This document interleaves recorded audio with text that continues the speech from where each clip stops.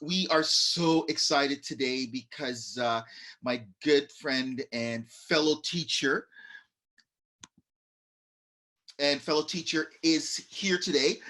Michelle Muir, I'm going to bring her up in just a second. But yeah, I just wanted to give you an idea of what to expect today. We know that these are all very challenging times, but this is a webinar that we want to bring lots of information for you about emergency remote learning. Today's podcast is going to be with our guest, Michelle Muir. The webinar is being recorded and will be uploaded to a different Booklist Cultural Center's website. So you can visit adbcc.org for more of our recorded events and find out when our future events will be taking place. You can share your thoughts about today's events by using the hashtag ADBCC events or hashtag People's Pod. If there's any questions or anything, please type those questions into our Q&A box and we will read them aloud during our Q&A session. Your questions will come directly to us, but will not be viewed by other participants. You can also send us your questions at ssv.adbcc@gmail.com. Okay. So those are the formality housekeeping that I'm on the way. Always remember that we are on the unceded land of the Anishinaabe, the Hodat Wendat, the Haudenosaunee, and all of our First Peoples. Their 500 years of oppression and resistance mirrors the 500 years of struggle that we have from the Black community have been going through, and so of course our communities and our nations are always side by side in solidarity. So today, Michelle Muir, aka No Dead. Oh, it's been a while. Hi. CBC's Radio's 2006, 2007 poet laureate. You are a poet, a spoken word artist, full-time teacher with the Peel District School Board. Shout out, Pedal. Hey. A professional storyteller, a university lecturer, a motivational speaker. And I think even in 1999, Michelle started Enough Said, a spoken word entertainment company. Welcome, Michelle. How are you? I am good, and it is great to see you. It's great to see people and connect with people. But I'm doing well as can be expected. Thank you. And yourself? Good, great. My 4-year-old was up as normal at 6 o'clock, jumping on top of us. And but I think Michelle, I think a number of our guests have come on sharing that we're in this storm, all of us. But some of us have nice lifeboats, and we always have to remember the other ones that don't have the same lifeboat as us. So Absolutely. Very, very grateful. So, Michelle, maybe you might want to tell folks about this lovely grade 5 classroom you're about. So, because you're a teacher, right? Like, I mean, you're a public school teacher. So what are these beautiful little children of yours like? Where are you guys? Where are we? I call my class Muirland. They are citizens of Muirland, and every year I'm striving for what I like to call the magic class. And some years I get it. A lot of years I get a magic class, and some years I don't. This year, I had a magic class from like the first week of school. So I think it's rather ironic and very interesting that a year that started so positively and everyone sort of came together as the classroom family that I need to build. We came together quickly, and then March happened and we went away for March break, and that was it. So I miss them terribly. I'm hoping that what myself and the people and my colleagues that I work with, I'm hoping what we're doing is enough. We're constantly worried. But touching base with my students in the different ways that I do now, I'm finding that they're a whole lot more flexible, maybe even than we are. They're they're they're they're doing okay. It's not, again, it's not ideal, but they're doing okay, I hope. You know, Michelle, there's the parent piece, the political piece, Oh, and then the art piece. So I want to start with the parent piece, just because there's a lot of parents that are watching, and I want to make sure we're taking care of them first before we dig down in that political piece. If you know, man. absolutely. Okay. Yes, I do. So like, what do you feel parents need to keep at heart during this time of emergency remote learning? What is it that you're telling your parents? What do you recommend to other parents that might be watching this? Because I mean, you know, I know that, I mean, it's obvious that all of the school boards, including Peel, are doing their best to put devices, for instance, in the hands Yes, of all children. Um, you know, everyone's doing a Herculean task of trying to get people connected to the internet, for instance. absolutely.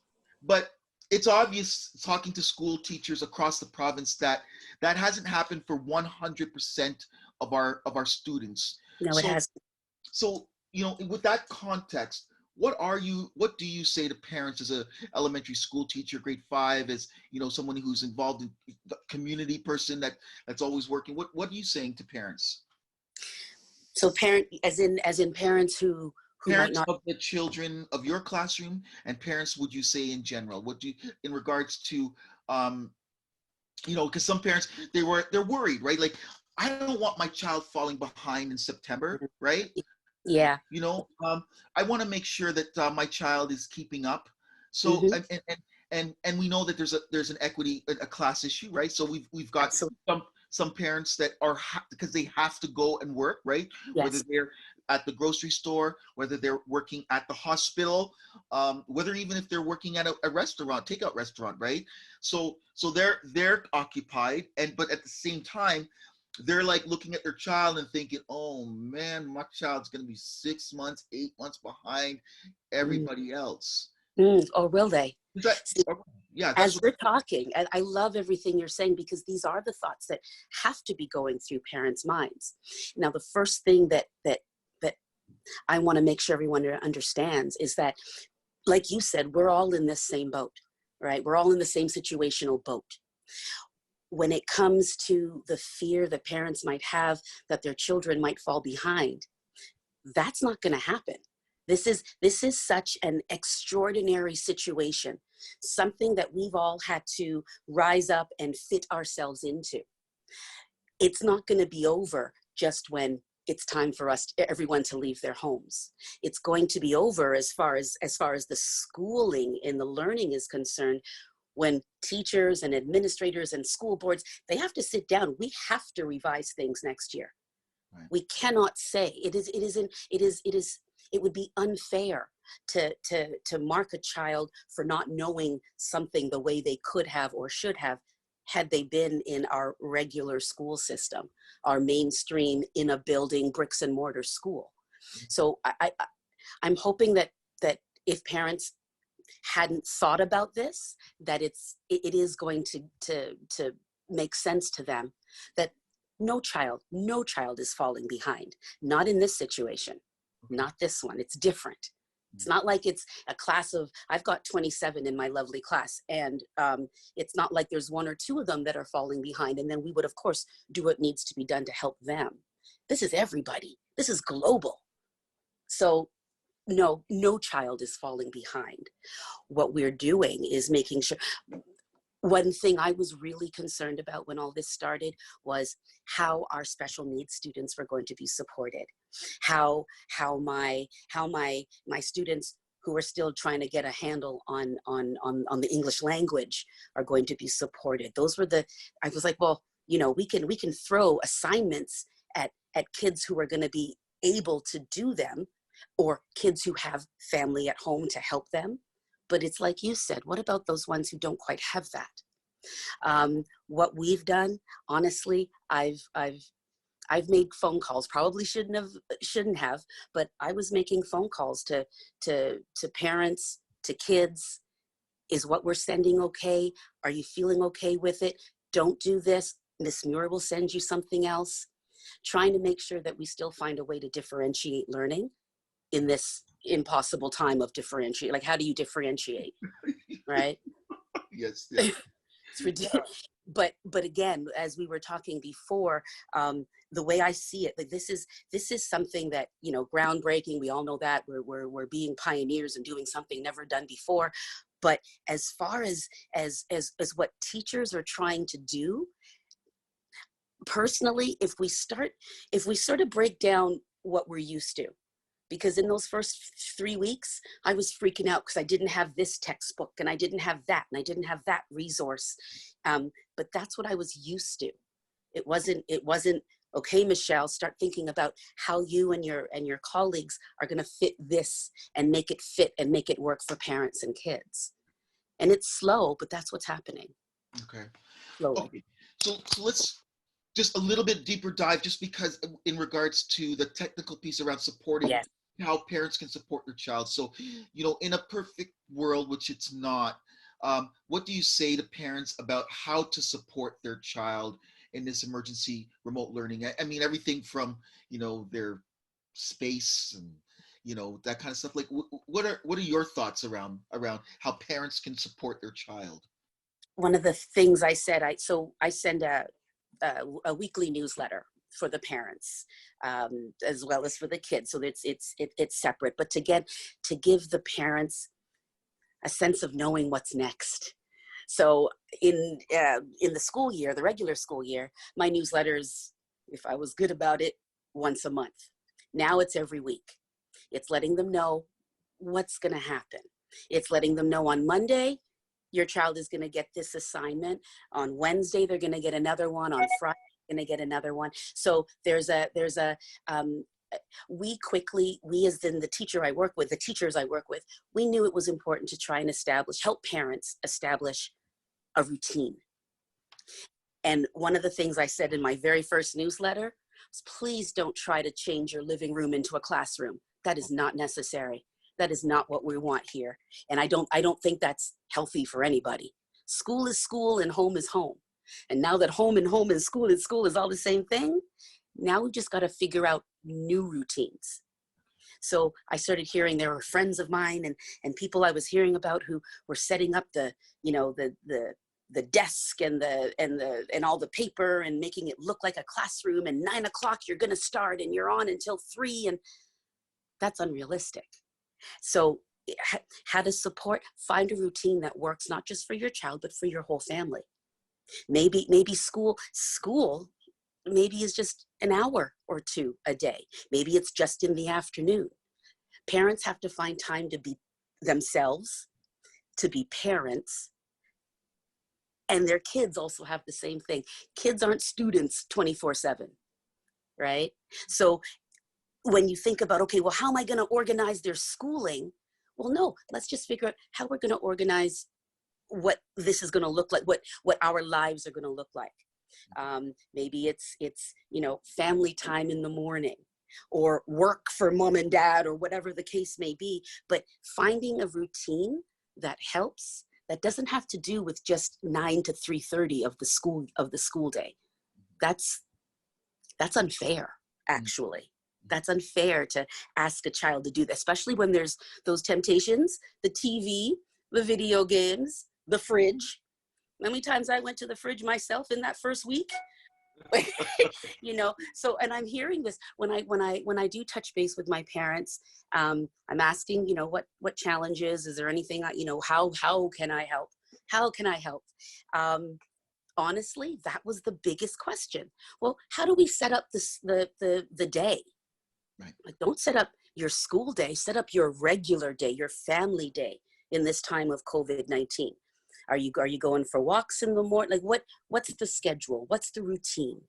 And it does not have to be the school routine. It's your family routine right now. Mm-hmm. That's how I see it. Yeah.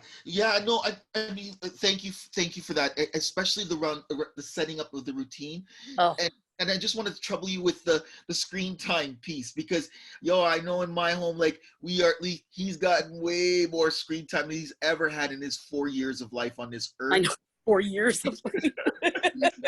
so we're we're like, what's gonna happen when we like go back to normal? Like, how are we gonna wean them off? Or so like, what's your thoughts on screen time? What's your Well, thoughts on screen time? I think first and foremost, exactly what you said, there will have to be a weaning off situation, right? There has to be something where almost like a parent getting their child ready for the beginning of school in September. And they start thinking, I don't know, mid-July or whenever it works for parents and this and the child. Okay, we got to start getting them to bed on a more regular thing, so that when that first day of school rolls around, September rolls around, they're used to. I would say there's a lot of that that's going to have to go on when it comes to screen time when we do go back. I also think that things are going to change, though. Where I mean, the screen time before it was well, for them it was a playtime, right? They're gaming and they're whatnot, and no disrespect to any child or person who loves to game, but they've shifted why they're in front of a screen so much now, right? So because of that, who knows? There's going to be a need for them to gravitate towards the screen still, but now a lot of them, even our wee ones, hopefully have adopted some sort of appreciation for the fact that technology isn't just for gaming. Right.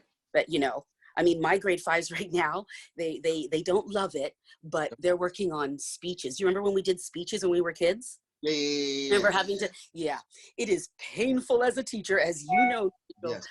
to teach them how to write a speech, right? Yeah. And again, my cuties are 10. So, I mean, it took a lot, but they're coming.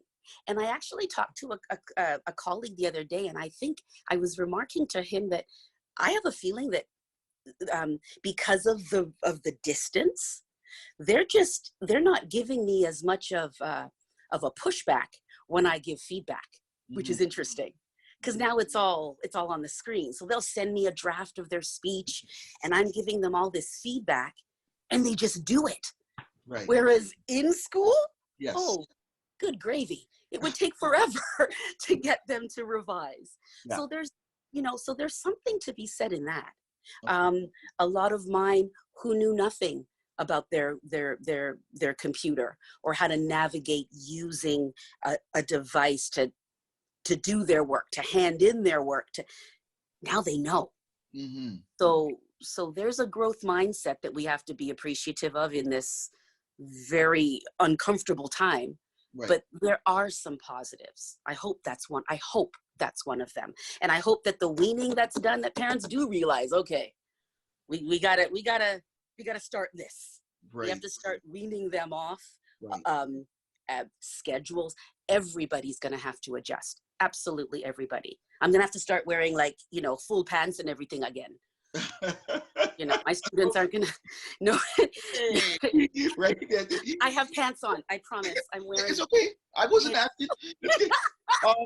Hey, listen. I just wanted to let everybody know that we've got a high school.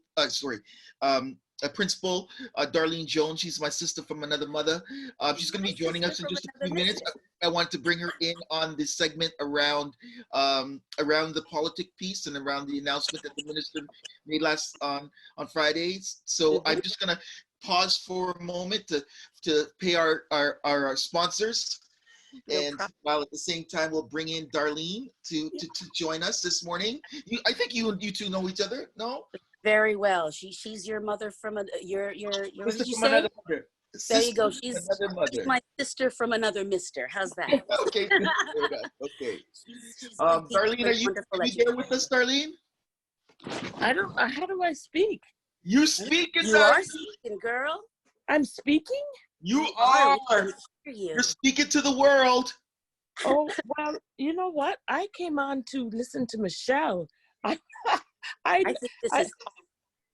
came on to listen to Michelle. I wasn't prepared to speak.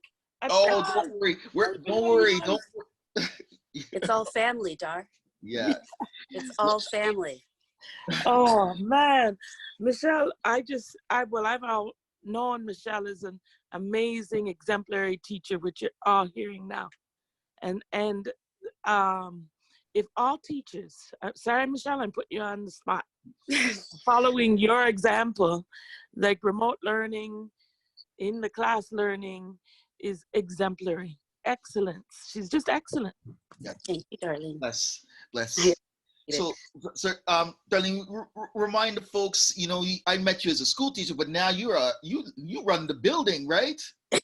I'm a Yes, vice principal. Okay, all right. Thank you, sister. And so how's our administration? How are you folks been coping during this emergency remote learning? Because you're having, darling, you're having to support the teachers. I mean, you're still really supporting our students, mm-hmm.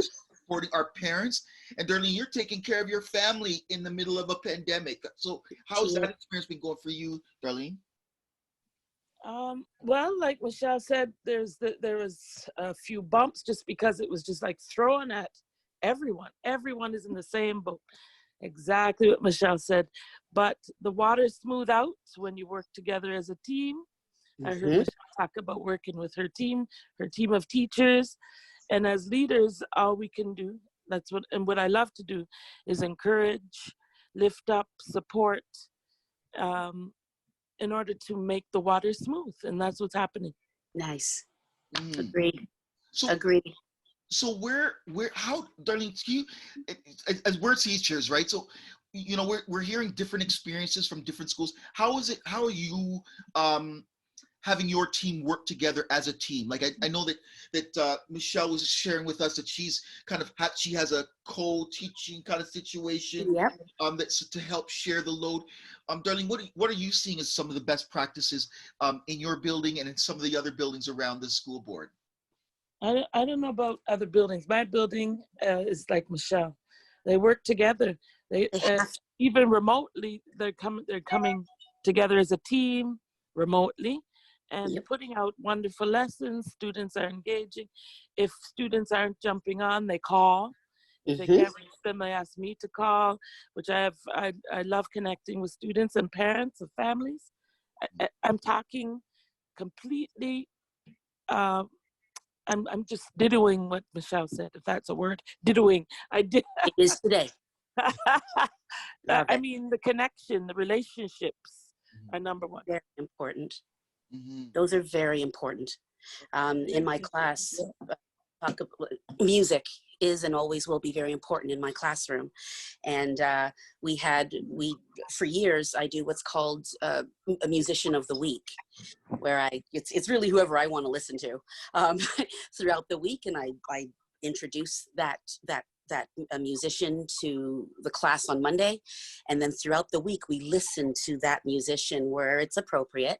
And needing actually, not just wanting to, but needing to bring a little bit of our old classroom, if you will, into this new digital classroom. I do musician of the week, same way. Well, not the same way, but now it's digitally. Now they have a paragraph to write. I choose a musician and I put it on our classroom stream, and I put a YouTube video, and I let them know that the paragraph is optional. It's to give them more practice with paragraph writing, but listening to the music is not. So that first week it was Bob Marley. The next week it was Stevie. Last week it was James Brown. And this week it's Little Richard. And next week it'll be, and again, it's not just for the kids, it's for the parents as well. We want the parents to feel okay. We want the parents to not feel stressed. We want the parents to feel the same wellness that we're trying to deliver to their children at this time. So listen, both of you, I'm getting the feeling that are reasonably comfortable with this video, with the video live. I love that you said that. What do they call it? I think we call it, is it asynchronous or synchronous streaming, like video conferencing, synchronous? Yes. Is that what the language we're using? So how are the both of you from your particular lenses? Obviously, Darlene, you as an administrator trying to support your teachers, and Michelle, you as having colleagues that we know that our colleagues, we're on a continuum, right? So Absolutely. we've got some folks that have been doing blended learning. They've already been, they've already infused all of the different tools from Khan Academy to Yep. Raz Kids to, Yep. to Bright Space. They were doing this, and they're looking back and saying, everybody, come on, what's your problem, right?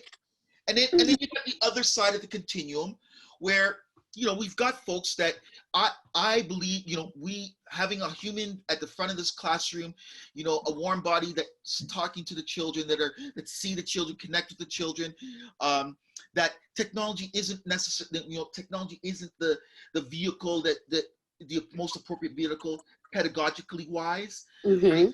There's also some that say, I'm worried about my privacy, right? Like, like I don't want my image to be captured and shared everywhere. So like, how do you guys talk to your colleagues about that? And how do we support colleagues to so no one feels uncomfortable in that continuum? Does that, you feel me? Does that make sense? I do. Yeah, what do you think, Michelle? But Okay. before Michelle speaks, I don't mean to be rude, but I have a meeting at 9 o'clock. Of course you do, because you're an Thank you administrator. for joining us. We love you, Darlene Jones. Absolutely love you. I And also, appreciate you. darling, happy belated birthday, sweetheart. Oh, thank you, Michelle. Continue being the star you are. Thank you. Thanks, Ms. Darlene. Thanks for being so accommodating. Thank you. No problem. Take care. Okay. Bye, sweets. Bye-bye. So yeah, so what do we say to our, how do you think, how do we round that? Because it's a difficult tension, right? So, because, I don't know personally about, I don't believe that we should be forcing people, I don't know, like I'm not putting that on you. I'm just saying, No. what do you say to your colleagues who say to you, I don't feel comfortable putting my face on video? Right. Well, we have to, just like kids, there are different learning styles and there are different teaching styles, right? And when I think of what it is that you're asking me to talk about, the first thing that comes to my mind is a level of comfort. There has to be a level of with whatever. I remember when I first started, I think we started teaching at around the same time, but when we first started, do you remember those teachers, those more experienced teachers who had been doing what they were doing forever, and they liked it that way? And then around the time that we were newbies, the new curriculum, well, the then new curriculum came in and they changed something. Yeah. And then not long after that, it was introducing working on your report cards using technology. And I remember the huge backlash from the more experienced teachers who weren't down with that. They weren't comfortable. And me, I was iffy. I mean, I didn't know any better. Sure, I'll use a computer to do my report cards. But it was a big deal for a lot of teachers. And if we fast forward some 25 years where we have this, I see the same level of discomfort from a lot of teachers with the newness of it, with having to deliver a program this way, having to have staff meetings in a way where you're looking like the Brady Bunch in a Zoom meeting. Brady Bunch. Be careful there. It's not, no. Did you just make a Brady Bunch reference? Well, I probably shouldn't, but come on. Don't the square. I remember it. No, that's what I mean. Like, yeah, but some of our younger viewers may be like, "What? They have no clue. What are you talking about?" Google that, babies. It's a good one. Anyway, you'll know what I mean because we've all had these meetings now. But it is a tough one because you don't want to just ignore someone's feelings of discomfort or not being a computer savvy. However, unfortunately, the situation calls for it. The times that we live in call for it. This was a sink or swim situation. Uncomfort almost you can't even, or discomfort you almost can't worry about in this situation. When we go back to school, I think different people will still be at different levels, at different phases of of delivering their curriculum. I think things will change for some.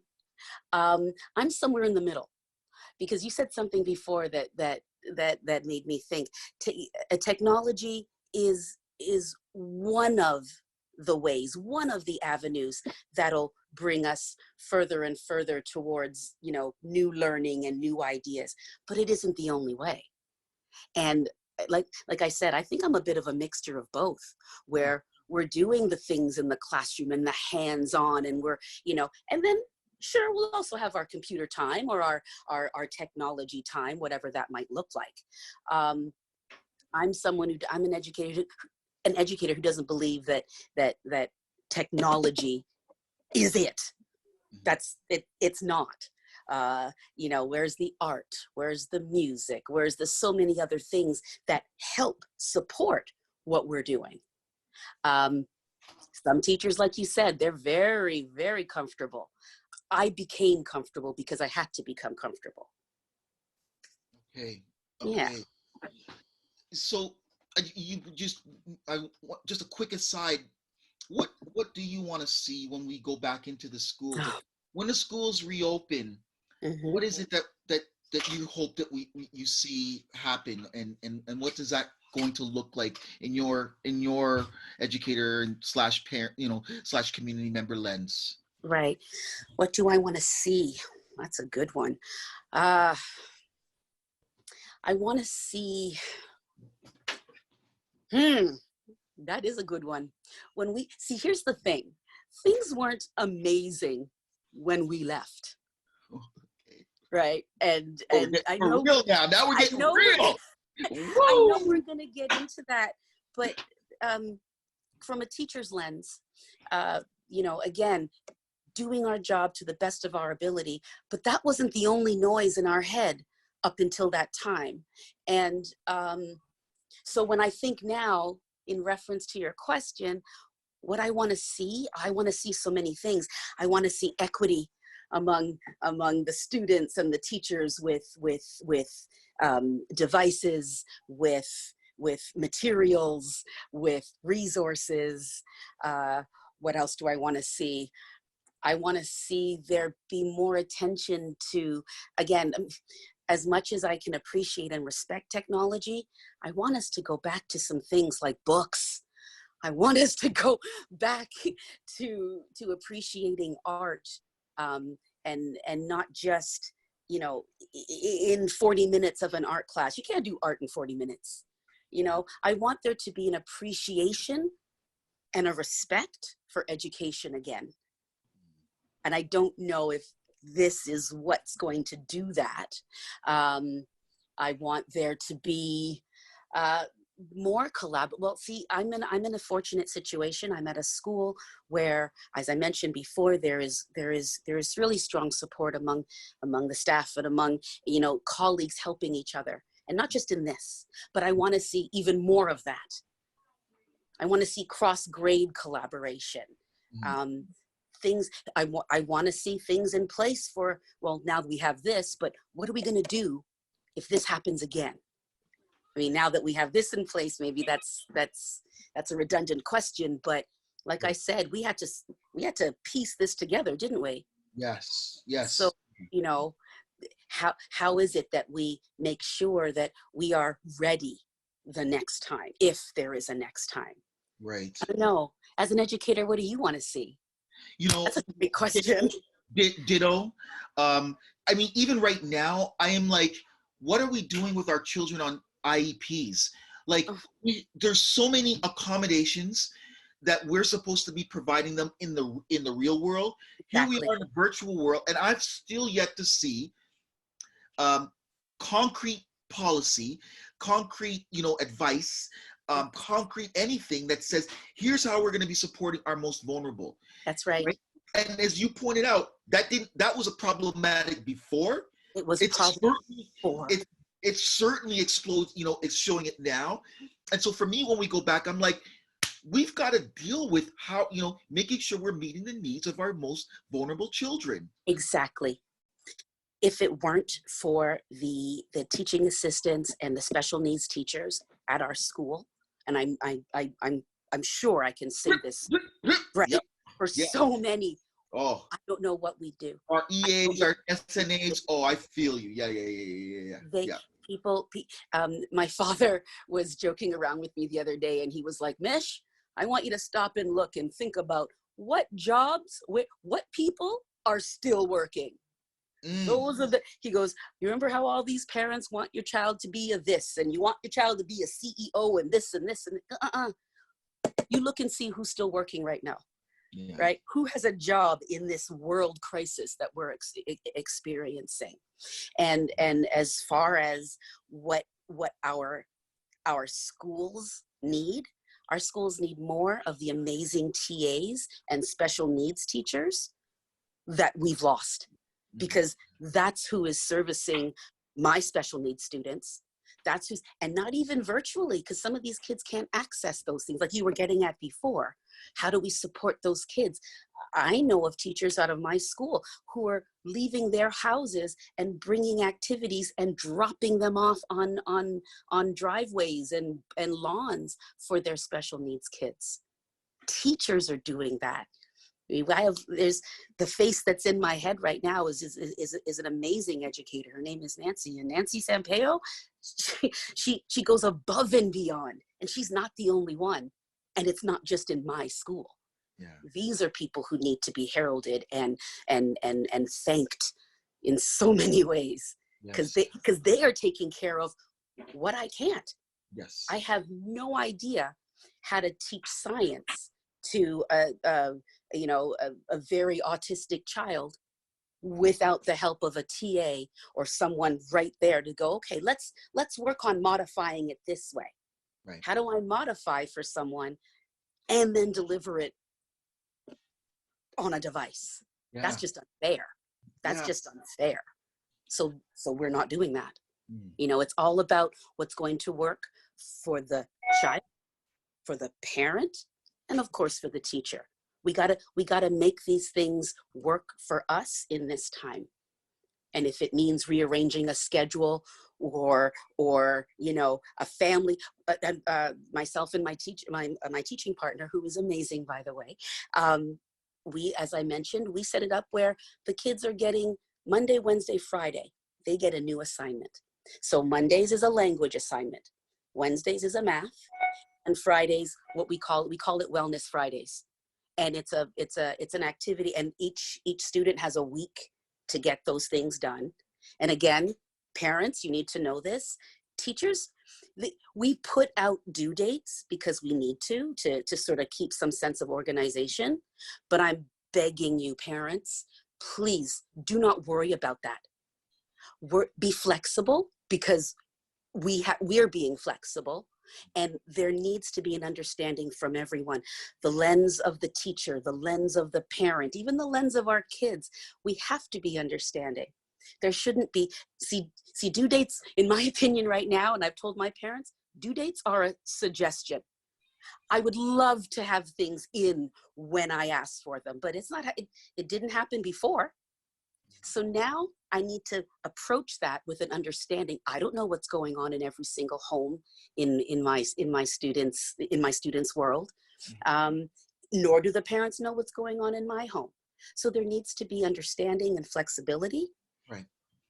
And I think that if we remember that, if we remember that wellness is one of the most, wellness isn't a subject on the curriculum, but it sure as heck is a subject in this emergency remote learning curriculum. Right. So Fridays, their weekly assignment is wellness, and that could be anything. Last week it was the kids had to, actually the very first week, the kids had to lead a family discussion with their family about essential workers. Oh. And they had to bring, like dinner talk if you want, and they lead the discussion about what it is or what they are and who they are, identifying the essential workers.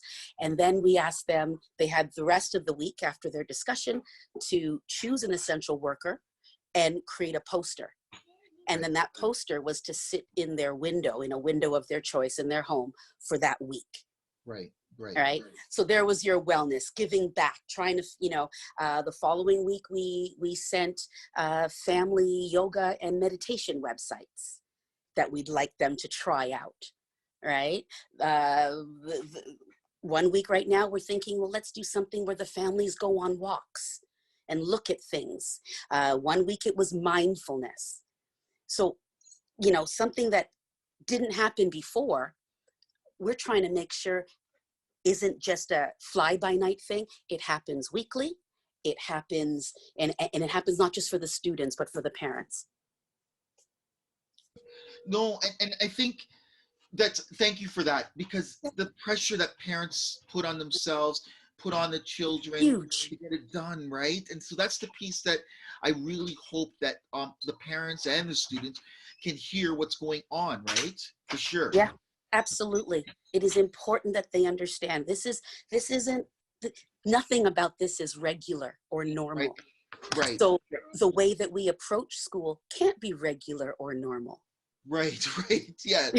I told you that's gonna be. So we I've got my 4-year-old here.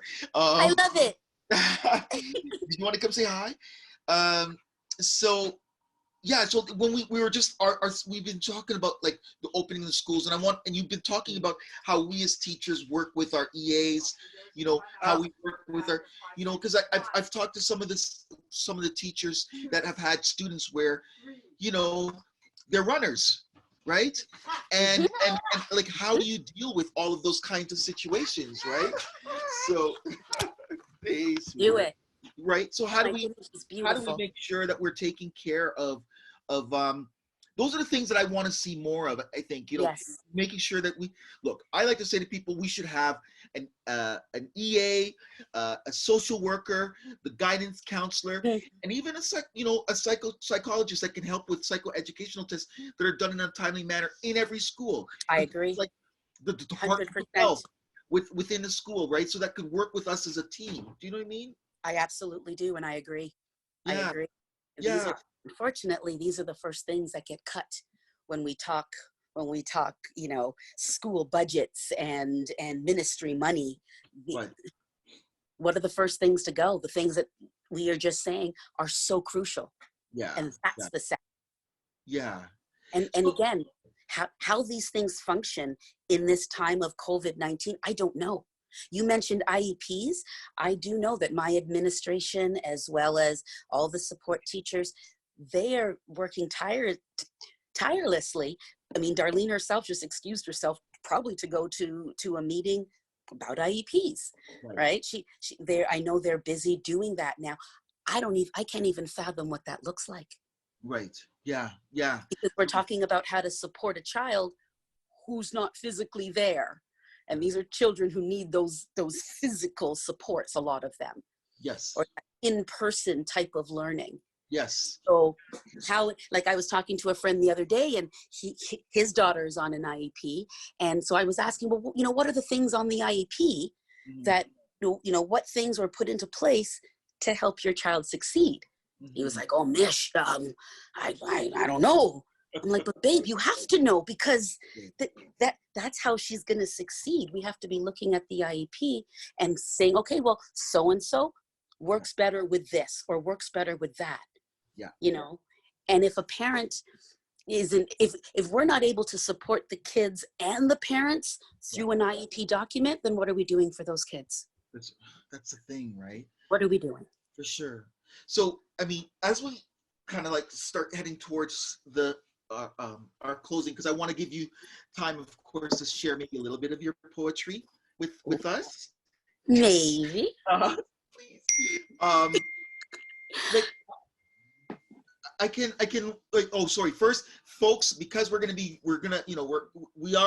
reached the Q&A kind of situation. So you folks on the line, if you want to share with us any questions that you may have, whether that's on our on the Facebook Q&A or on the Q&A here in the Zoom, please, you're more than welcome. We'd love to take your questions. Yes. But in the meantime, so yeah, Friday night, the minister, makes this announcement that my phone's blown up for sure, because okay, there's folks that because we do have actually folks who who are like, I don't mind doing asynchronous learning, but I don't want it being mandated. Like Exactly. I want my professional judgment and choice to be part of it. Agreed. I know that this is more of a political kind of because it's the minister, but what's your kind of what's your feeling around that? So I'm thinking of Quebec today. Wow. I'm thinking Yes. of, right. That's where my head went this morning when I woke up. And if we were educators in Quebec having to get ready for work right now, I don't know if I would be doing it. And that's a big deal. Like, this is our job. We need, I can't think of doing something that would inevitably mean that I lose my job, but that might be it. Right. That, I mean, I'm not, I love being a teacher, but there's that, where's the safety? Where's the care? All those things we've just finished talking about the issues. I don't see the ideas of the idea that school should start up again happen now. I don't see, I just see that as a way to negate what's happened over the last 7 weeks. Right. So as far as the minister saying what he said, these are people who will not be working directly with children. These are people who will not be responsible for the health and safety of hundreds of kids in a building. Yet they're the ones who are making a decision about their health and safety and my health and safety. Mm-hmm. That unnerves me. Yeah. Yeah. To be mandated to do something of that nature mm-hmm. unnerves me, mm-hmm. because that's when I have to really start thinking, is it time to do something other than teaching? Right. I can't I mean, and that's going way out there, but we're talking lives now. Yes, exactly.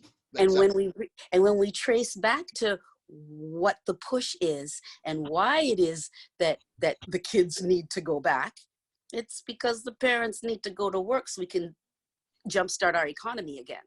Yes. So, if you're going to choose money over lives, I don't have much to say. Right. I appreciate the desire to go back to doing what we need to do, but wanting something doesn't make it so. I want a lot of things. It doesn't make it so. And it worries me that the government is implying that this is in fact what could happen. I think it's wrong. And I'm not sure what's going to happen if Ontario gets that same type of mandate. Yeah. I'm not sure what's going to happen. I mean, I can only speak for myself.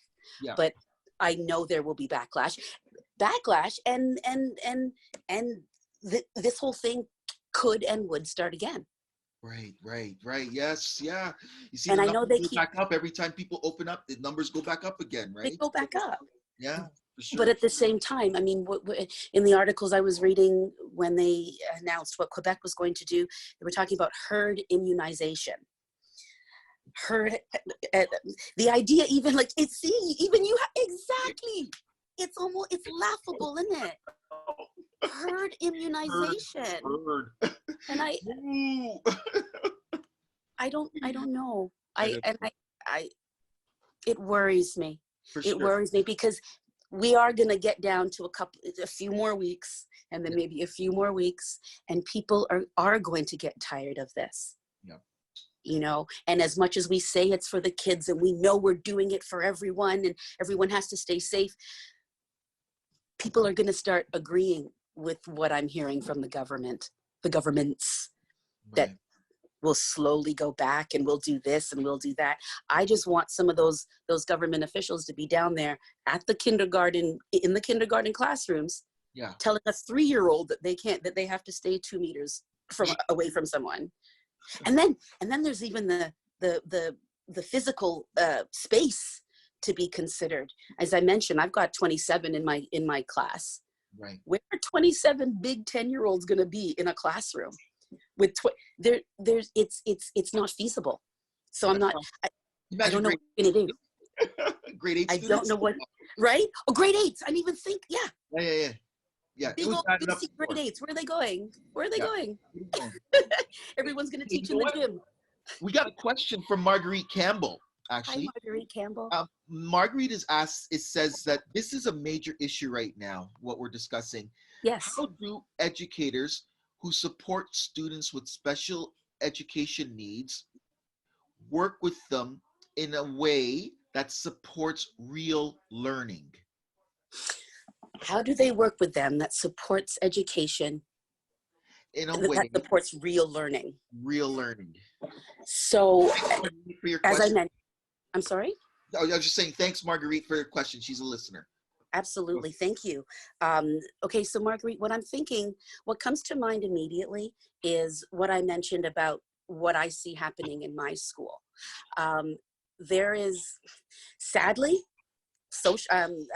this physical distancing and the learning, the distance learning, it doesn't work too well for our special needs students.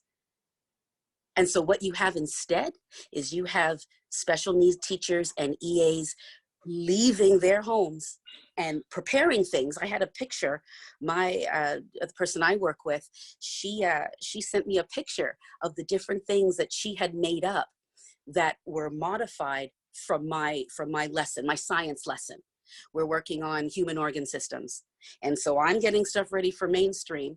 And isn't there Nancy working on flashcards and things that she normally would do anyway in the classroom. Right. And she's taking it upon herself to go and drop those things off for that mom. So that's the support as far as the virtual learning. Truth, Marguerite, I don't think there is very much. The realness, the real learning is continued and maintained by those educators who's willing to go above and beyond. I mean, there was a student who wasn't getting the lessons. They had yet to get the devices or internet set up. And while the Peel Board was working on that, I took it upon myself to call that student and be like, what's going on? Let's talk about what I've assigned to everyone else. What do you feel comfortable doing? It's going above and beyond. That's what supports real learning. I hope I answered your question. Yeah. So we only have a short time left, and I need to get that poem in from you. Okay, But I'll send it. there is a little piece of, because Peel, I know, like all of the educators that I know in Peel, like I love you all, and Yeah. but I know that Peel has had a little bit of some, a cloud over it around, around the anti-racism investigation, and I just, it breaks my heart because that's what people will read, but they don't realize. Look at the thousands of beautiful, wonderful educators throughout the system that are doing their best to like support every child, regardless of who they are, What they look like. Yep. and what they look like. What are some of the things that what's something that you'd really like to see addressed through that? Don't worry, like I work for TDSB. I know about the culture of fear. Yes. So I just want to make sure that everybody who's listening understands it. So I'm not asking, I don't want to be outed. I just want to how do we get through this? How do we take that cloud from away and we get to the schools that our children deserve and the love that we want to see shared within the whole system, right? That's kind of more like, what's your outlook of, outcome from that? Is that fair? It's a very fair question, and it is a very important discussion to have. Multiple discussions. I wish to goodness I had a proper answer. As far as this situation is concerned, being a Black female educator in Peel, truth be told, right now I'm conflicted. And I'm conflicted for so many reasons. When I left York and decided to apply to the Peel Board, I did so for a lot of my own personal reasons. One of which was the fact that at that time, a Black man was the director of education way back then. That was Harold Brathwaite. And thinking that I had not yet seen someone who looked like me in that position made me feel good.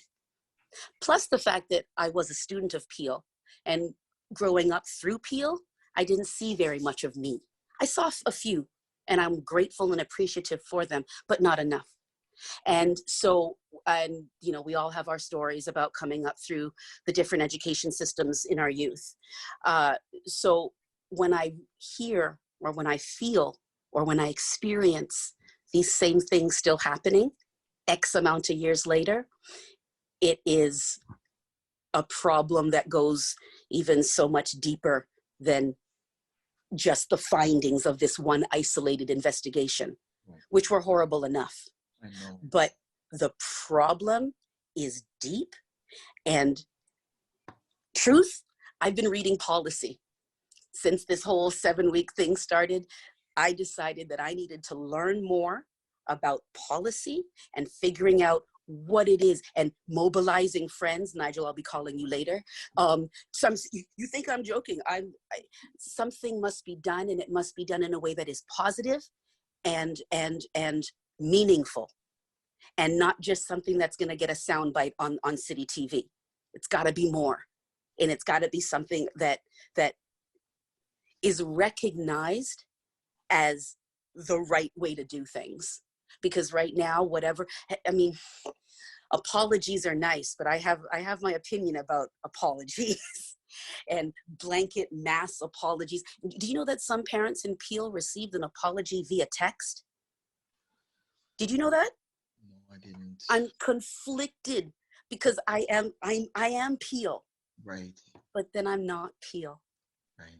And I know I'm not alone. But something I can promise you, I used to say that I had other demons to fight. So, you know, there are certain things I could or couldn't do, and now I don't feel like I have a choice. Something must be done. So I got some more policy to read, and I've been talking and reading books and whatnot. But I wish I had an answer. I don't. Of course not. It's bigger than all of us. It's bigger than all of us, and yet Yeah. it affects all of us. It Right. touches each and I mean, the stories and the examples of racism at the student level, at the teacher level. I have personal experiences, and yet this is the board that I love. Or is it? It's the board that I want to love. Yeah. Maybe. Yeah. You know, but I could say the same thing about TDSB. We could say the same thing. This happens, yeah. Right? Yeah. This happens, and it happens all the time. And the fact that this particular one was publicized is okay, but it's not ice. It's rampant. Right. And that's what people need to understand. Right. Yes. So I'm going to share with you a comment by Eva Bullen, and then while you're, you know, and then you could give a little reflection, and then we I'm gonna look for a poem for you. I promise. I'm looking right now. So Eva Bullen, thank you very much for your comment.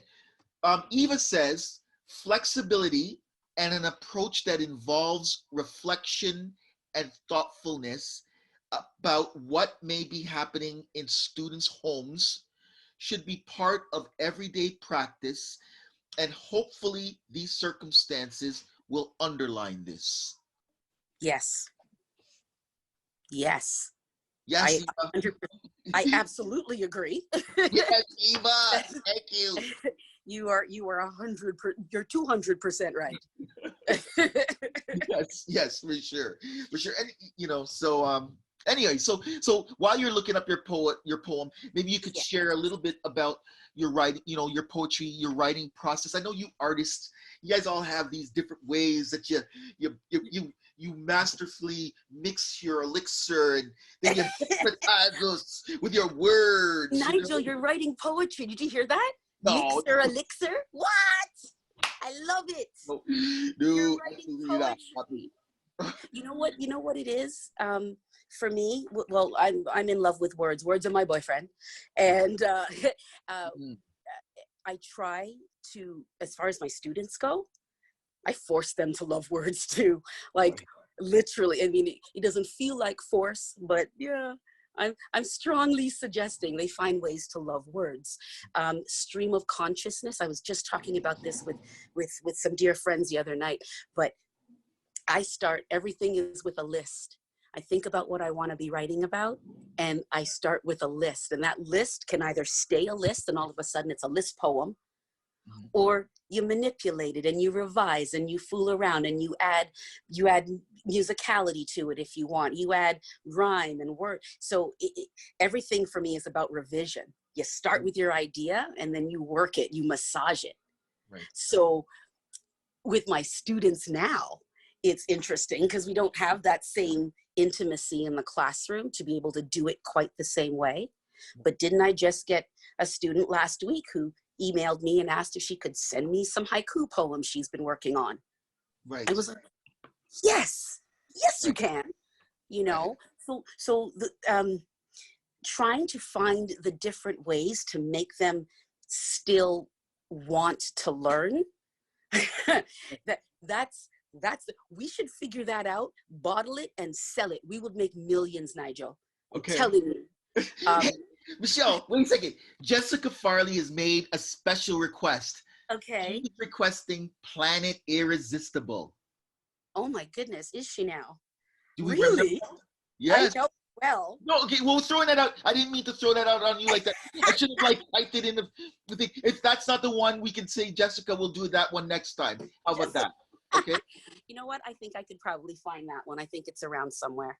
It's a long one though, but sure. So let's do that one. Let's do that one, and that'll take us, and we'll do that.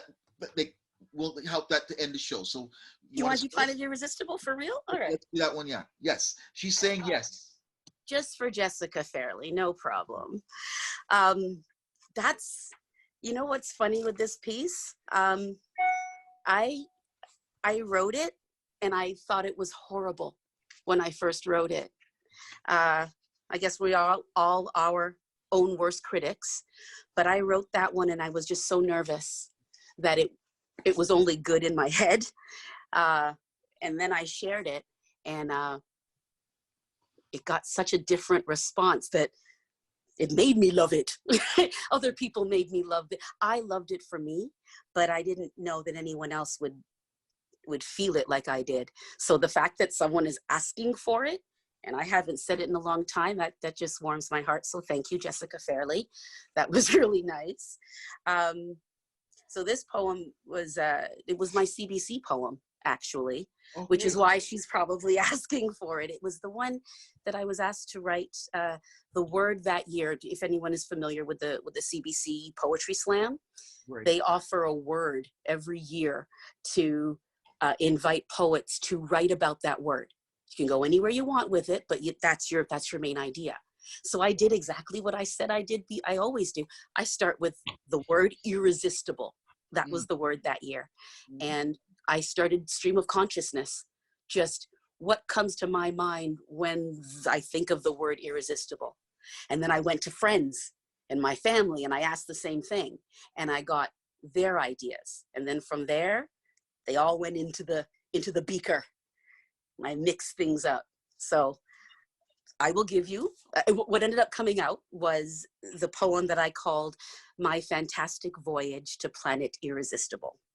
Oh my God, I'm so excited. Yeah. Okay. Wow. All right. Here we go. In this world where today is yesterday's remix, and no one seems to have the time to fix all of those problems that you know we've got. Well, that's when I reach into my pot of irresistible thought. Would, if I could, I would start me up a whole new planet. That's right, I said it. A whole new planet, damn it, and I would call it Planet Irresistible. It would be the newest and brightest star in the UNI-verse. On Planet Irresistible, all negative thoughts would be twistable, changeable, definitely rearrangeable. On my planet, you could reverse some woulda, coulda, shouldas in your life. Mental vacations, mind renovations, cerebral excavations. Can you dig it? Planet Irresistible is a place where wrongs would be righted, and I would be delighted if any one of you came with me. Now, on our journey to Planet I, we'd have to put our hands into a big old pot and twist out a fistful of irresistible thought. On Planet Irresistible, sounds of Quincy Jones would resonate in our bones, and Sam's change really does come, and Stevie's ribbons would be flying high, and we'd all get the respect that Aretha has been talking about for years. And somehow, on my planet, Bob Marley is playing everywhere we go. On Planet Irresistible, everyone's paycheck would cover the cost of living, and holidays would truly be about giving, and weekends would be longer, and family connections would be stronger. And oh yes, just so you know, on my planet, any and all guns would have to go. Now, isn't that an irresistible thought from the pot? On my planet, children wouldn't have holes in their hearts the size of their fathers, and young ladies would stop having babies when they themselves are baby daddy's daughters. I'm not talking wish list. I want to live this. I want to live on a planet where I can't turn on the TV and see 19-year-olds getting shot just for trying to get to university. I wouldn't see mothers having to bury their gunned-down sons, or politicking politicians sending bulldozers in just to appease the ones who have trees on their front lawns. You know, the ones who belong to the belief that tearing down Regent's Park is going to make Regent's Park all good. Something smells like Rosewood and Africville in that neighborhood. Would, if I could, I would take everyone who needed to come with me to Planet Irresistible. And on our way there, I'd make sure that they dipped their hands into the pot until they got their own fistful of irresistible thought. Now, as for me, in my vacation house on this planet of irresistibility, I would have me a can of words unsaid somewhere really close to my bed. And when I reached in, I would come up with action words and reaction words and revolution words and solution words and we're in the hood words and tell me something good words. Words that tasted good in my mouth and sugared my senses like chocolate fondue. On my planet, words let me live in the consonant and in the syllable. Words are my anytime, my quick fix, original or remix, pronoun or prefix. On Planet Irresistible, my creative itch is scratched repeatedly. And oh yes, on my planet, education, tampons, and diapers would be free. Living irresistibly is the ability to embrace the fact that there is something or someone that gives you that knee-jerk reaction, that immediate attraction.